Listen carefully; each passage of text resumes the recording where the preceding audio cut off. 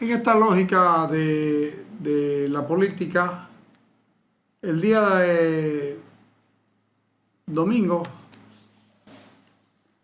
hubo el triunfo de la ultraderecha y de la derecha. La ultra y la derecha no son lo mismo en Europa.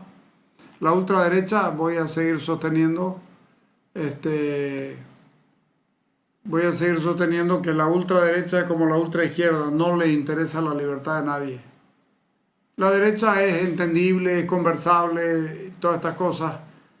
Entonces, yo estoy muy preocupado con este asunto de la política en sí.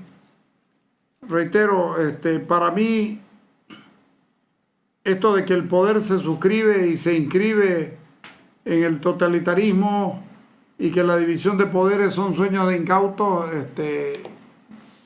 militar en eso es muy peligroso, muy peligroso. Fíjense ustedes, Rusia, Nicaragua, Cuba, Venezuela, Bolivia, Irán y El Salvador, hoy, ¿qué tienen en común la mayoría? Rusia, ¿qué tiene en común con Nicaragua, Cuba, Venezuela y Bolivia? Incluso con Irán, nada. El totalitarismo. Hay gente que todavía cree que Rusia sigue siendo un país comunista. El nuevo zar, el renacido zar, Putin, es un hombre de la ultraderecha, es un derechista, pero sobre todo no es un liberal, es un populista del siglo XXI. Entonces, el populismo del siglo XXI se arregla en cualquier lado, donde esté. Y eso es lo que debiera preocuparnos. Bolivia, ¿qué tiene de igual con Rusia? Intereses. Y la misma forma, la misma metodología de gobernar, de ser duro, de no creer en las libertades. ¿Y El Salvador qué tiene con Nicaragua, Cuba, Venezuela? Bueno, para los que no sepan, el señor Bukele fue miembro activo de los movimientos de liberación de ultraizquierda en Salvador. Para los que no lo sepan. De la noche a la mañana se cambió para el otro lado y descubrió una beta política que le puede resultar interesante. La dictadura y liberal en Rusia, la dictadura clerical en Irán, esas son las cosas que tienen en común. Y eso es lo complicado. Nicaragua, Cuba, Venezuela, El Salvador. Nicaragua, Cuba, Venezuela, Bolivia, la democracia fingida, la dicta blanda, en función de la presión externa y sin amenaza. Y ahora vamos, ¿por qué digo en función de la presión externa? Fíjense cómo actúa Maduro. Maduro tiene una particularidad muy interesante. Es muy duro con la oposición hasta que aparece Estados Unidos y le dice: te voy a castigar o te voy a joder, vamos a dejar de comprarte tu petróleo, vamos a ver. Y entonces sube las manos, no hace nada, no les estorba. Lo vamos a ver ahora cómo irá a ser la elección en Venezuela. Si la elección fuera legal en Venezuela, por supuesto que va a ganar el sucesor de María Corina, pero de lejos. Pero vamos a ver cómo funciona. ¿Ustedes creen que después de eso no puede conversar Maduro de nuevo con los mismos que lo amenazan y decirle: ok, vamos a moderar y vamos a buscar una democracia más abierta, etcétera, etcétera? Yo creo que el asunto es complicado. Y lo del Salvador para mí es una tentación totalitaria. Puede que les estorbe que uno lo diga en esos términos, porque no, Bukele era guerrillero de la ultraizquierda hace 10 años atrás. ¿Busca de qué partido? Bukele de qué grupo subversivo, que se me fue el nombre y no quiero equivocarme. Porque por ahí estaban los nicas con el Frente Sandinista, estaban los colombianos con la FARC y estos otros. FMLN. FMLN. Farabundo Martí, Liberación Nacional. Ya uno lo tiene en la cabeza, en el Farabundo Martí, Liberación Nacional. Búsquenlo si no creen lo que yo digo. Y estas cosas tienen que preocuparnos. Nosotros queremos que haya democracia formal, democracia real, que la gente valga por lo que es, que cada persona valga un voto, que el Estado respete la división de poderes y respete la institucionalidad republicana para que el ciudadano pueda vivir bien, para que el ciudadano tenga relación con el Estado en función de aquello que el Estado le respete como su derecho. Hoy día probablemente sea, y en estos próximos 25 o 30 años, un Estado de características y de condiciones liberales, pero anda a saber cuáles son los liberalismos. ¿Cuál es el liberalismo que cree? El liberalismo que defiende la idea de la democracia, de una persona, un voto, división de poderes, etcétera, etcétera. O un liberalismo ultra como lo busca pasándose a Alforja Bukele. Entonces, estas son las cosas que uno tiene que ir pensando, tiene que reflexionar y tiene que compartirlas con el público con el que trabaja. Probablemente no le caiga bien lo que uno dice, pero lo piensa. Y cuando lo piensa se da cuenta, por ahí no va, por ahí no es la cosa. Como le digo, hay harto para hablar, pero poner las notas de la derecha gana las elecciones europeas, la economía, la migración y la guerra fueron las tres principales preocupaciones de ellos. Economía, inmigración y la guerra. Hay un cierre terrible y terriblemente complicado. Las derechas europeas están en contra de la inmigración, en contra de los inmigrantes. Sobre todo en contra de los africanos. Uno le escucha a la señora de Italia, a la presidenta que se me fue, decir, los que llegan no llegan huyendo a la guerra, porque los que son las mujeres las que tendrían que llegar, porque los que están peleando por su país están en su guerra. Y no están así, no están así. La gente tiene derecho hasta de tener miedo. No es fácil no tener miedo, es una obligación no tener miedo. Pero no siempre yo he visto gente en más de una oportunidad que no ha podido hacer lo que teníamos que hacer. Entonces, es complicado eso. Bueno, Rubén Darío Cuellar, que conoce mucho más el fenómeno europeo, nos hizo el favor de concedernos una entrevista, ponelo. Entre el 6 y el 9 de junio, los 370 millones de votantes europeos de los 24 países concurrieron a las urnas para renovar los 720 escaños del Parlamento Europeo. En esa perspectiva, el gran ganador de estas elecciones ha sido la coalición de partidos populares, así se llaman, al que corresponde, al que pertenece el Partido Popular de España. Es la fuerza que ha tomado. Efectivamente, es los partidos populares, pero lo que estamos destacando aquí es el crecimiento de la derecha y de la ultraderecha.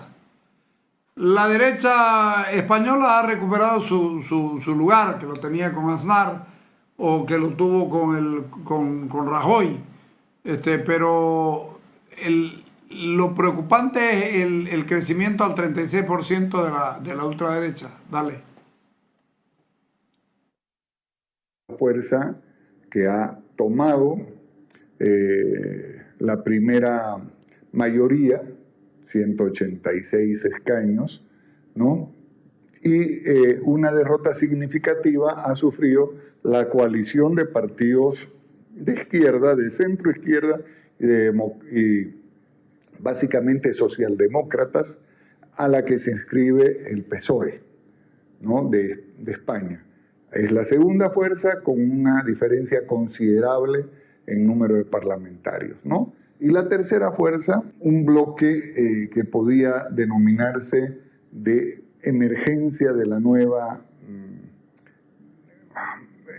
La prensa interesada la califica como derecha, pero en realidad hay mucho de centro en esa posición. ¿Qué implica para América Latina, para el mundo, las elecciones en el Parlamento Europeo?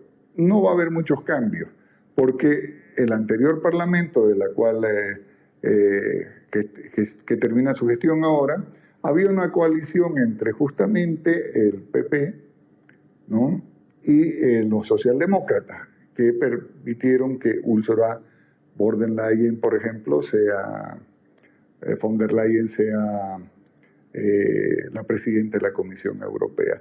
Es lo más probable que ella sea reelegida, y ante los temores, las alarmas que aparecen en mucha prensa de que el proyecto de la Unión Europea se viene al tacho, no es cierto. Entre estas fuerzas tienen una holgada mayoría para resumirlo, las fuerzas pro Unión Europea son tan fuertes o más fuertes que nunca al interior del Parlamento Europeo. Ahora, ¿qué es lo que tenemos que leer? La derrota en Francia ha sido aplastante, la derrota de la opción de Emmanuel Macron frente a una Marine Le Pen con su partido de Renovación Nacional, que ha ganado esas elecciones con más del 30% de los votos. Igual cosa se puede ver en Italia con Giorgia Meloni, que ha obtenido un triunfo resonante. Vox en España no ha tenido una recuperación tan grande, ha tenido una mayor votación de las elecciones anteriores, ha sumado 2 parlamentarios más, ahora tiene 6, antes tenía 4 eurodiputados, pero en el caso de España el PP ha logrado un porcentaje un poco mayor que el PSOE. Meloni, la señora Le Pen, son la derecha y no se avergüenzan de ubicarse en la derecha, pero son la derecha.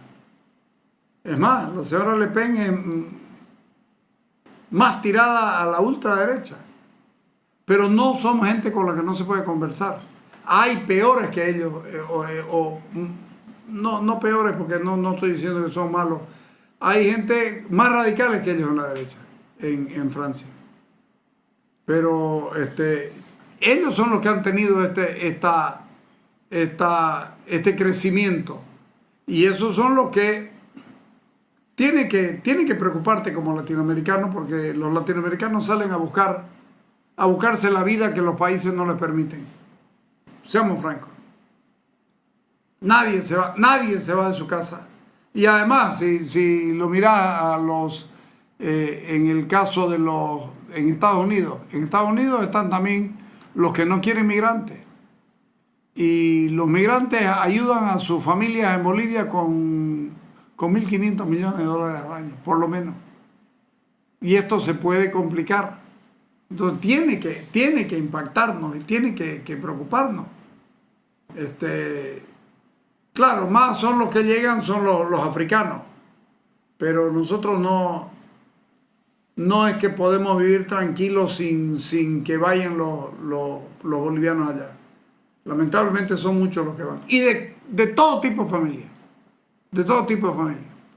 que tiene trabajo o estudios técnicos calificados, por supuesto que le va a ir mejor, pero es complicado. Sigamos.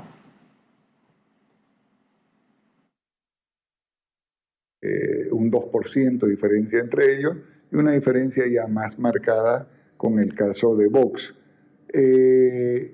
¿A qué se debe esto? Bueno, el caso de Bélgica, el caso de Australia, el caso de Hungría, donde las fuerzas llamadas de derecha están triunfando. Esto tiene que ver con lo que sucede en el mundo.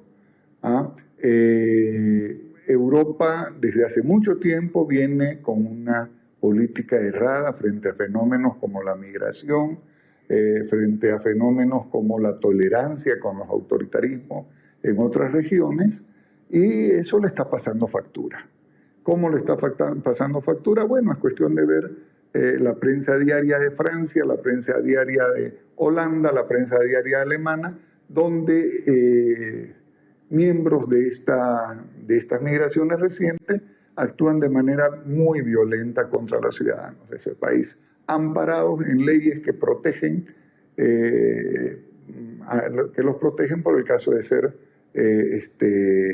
expatriados de haber llegado a esos países. ¿Qué es lo que están proponiendo básicamente Marine Le Pen? ¿Qué es lo que está proponiendo básicamente el caso de los liberales en la en el Reino Unido de la Gran Bretaña, en Bélgica? Es tratar con un poco más de firmeza el caso de los migrantes violentos. Controlar el nivel de las migraciones, exigir que la migración sea regulada, poniéndole los cascabeles al gato en el origen del problema, que son las tiranías, que son los gobiernos dictatoriales, que son los autoritarismos del África sobre todo, ¿no? La pobreza de esos países deviene de esa mala administración que lleva mucho tiempo.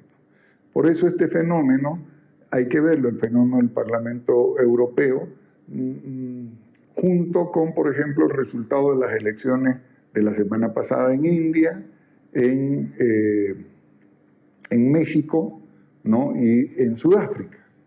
En Sudáfrica,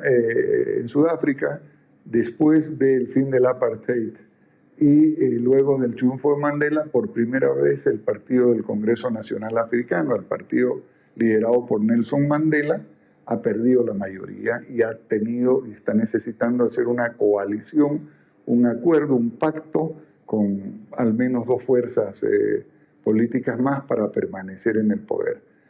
Todos los analistas a los que he podido leer vislumbran un fin del Congreso Nacional Africano en el corto plazo. ¿Por qué? Partido plagado de corrupción, de ineficacia e ineficiencia en la conducción del gobierno. En la India, otro nacionalista, por llamar así, como es Modi, Narendra Modi, ha vuelto a ganar, aunque sin mayoría absoluta, ¿no?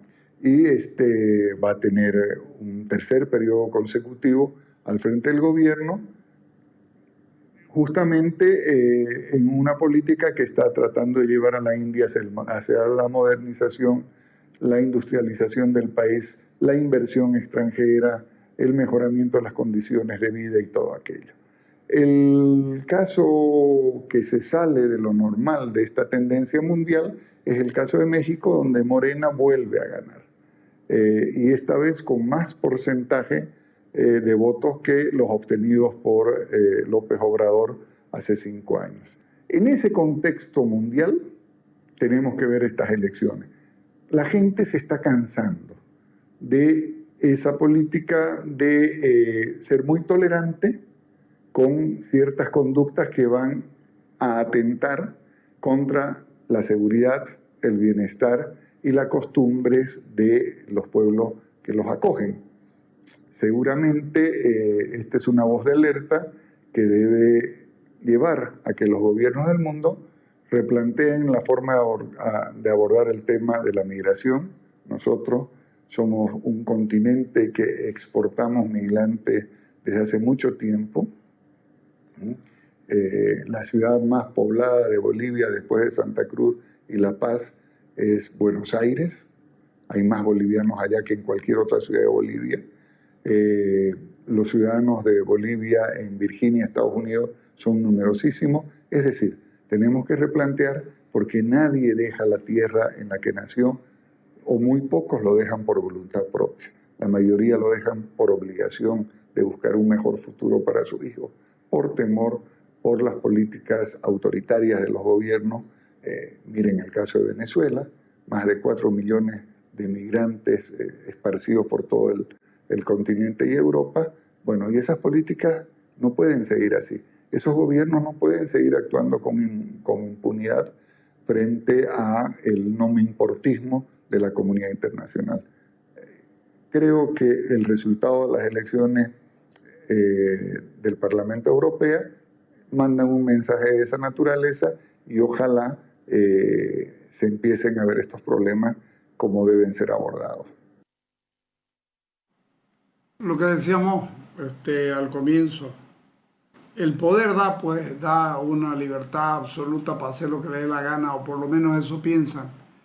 Lo de Sudáfrica fue realmente grave porque, carajo, es lo que hizo Mandela, que fue grandioso, que fue un hombre que no tuvo rencores, que no anidó en él ningún asunto de ganas de revancha ni cosas como esa. Y a los pocos años de su muerte, porque al final de cuentas no pasan tanto, su partido lo perdió. ¿Por qué? Por corrupción y por estas cosas. Mierda, ¿de qué valió todo lo que se preparan? Por eso es que acá insisto permanentemente con lo que estoy haciendo y con lo que estoy diciendo. Y en el caso de la India, es muy difícil. No nos olvidemos que la India es el país más poblado del mundo. Más que China, para los que creen que no. Es el país más poblado del mundo. Y tiene un sincretismo ahí cultural, religioso y esta cosa que complica. Y los otros, lo que yo pienso es que esto, como dice Rubén Darío, va a mover un montón de estructuras y un montón de cosas acá, y que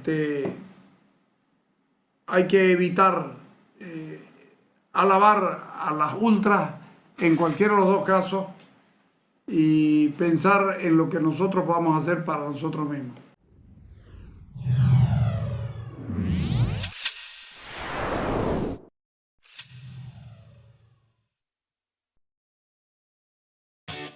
La seguridad vial es fundamental para la seguridad ciudadana. Por eso instalamos 700 cámaras de vigilancia en calles y avenidas, conectadas a un centro de monitoreo para mejorar el tráfico vehicular en la ciudad.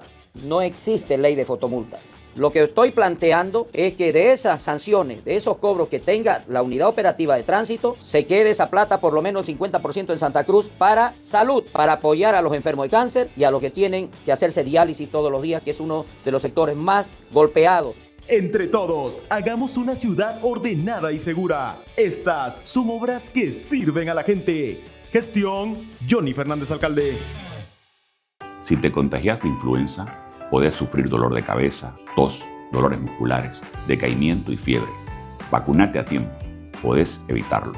Vacunate de forma gratuita, en especial si formas parte del grupo de riesgo. Embarazadas, niños de 6 meses a 2 años de edad, mayores de 60 años, personal de salud y pacientes con enfermedades crónicas. Es fundamental que recibas ahora esta vacuna. Podés prevenir complicaciones a causa de esta enfermedad. Ayúdanos a protegerte. Es bueno para todos. Sigamos avanzando en salud, sigamos avanzando Santa Cruz.